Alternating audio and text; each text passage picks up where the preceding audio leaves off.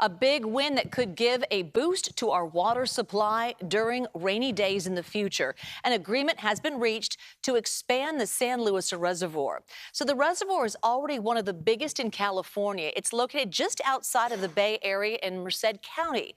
Several water agencies are involved, but it will be water users in Santa Clara County who will benefit from this project the most.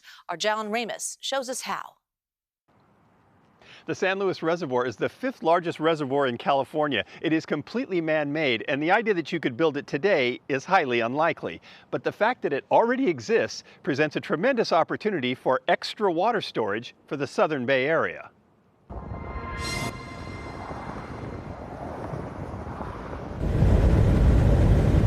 Just off Highway 152 between I-5 and the town of Gilroy, the San Luis Reservoir sits like some kind of giant inland sea.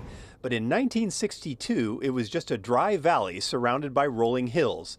That's when a young, ambitious President Kennedy arrived to show what it takes to move a rapidly growing nation into the future. We're going to have 300 million people in another 40 years in this country. A lot of them are going to live in California. In many ways, the growth problems and the conservation problems of California are the same kind of problems that our country faces. It is a pleasure for me to come out here and help blow up this valley and the cause of progress. With that, he pushed a plunger in an explosive groundbreaking for the construction of the 382-foot dam that would create the San Luis Reservoir. That's how they did things back then, and ever since, the water supply that was created has benefited water users from the South Bay to the Central Valley. But Kennedy's predictions about population growth were right, and now the demand for water is once again a challenge for the state. We need to be drought resilient. We need to adapt to climate change. We need to have water as these drier times move forward. Aaron Baker, the chief operating officer for Santa Clara Valley Water, says they have entered into an agreement with 7 other agencies to pay nearly $1 billion to raise the level of the reservoir's dam 10 feet. That may not sound like much, but with the size of San Luis, it will equate to 130,000 acre-feet, enough for about 260,000 households per year.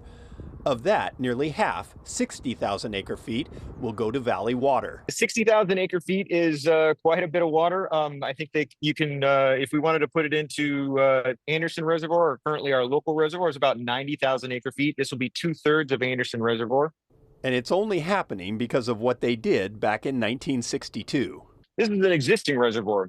All the plumbing is already there. Valley Water already receives deliveries from this reservoir, and many others receive deliveries from this reservoir. So there's the amount of infrastructure related to those types of things is it's really just a raise of a dam.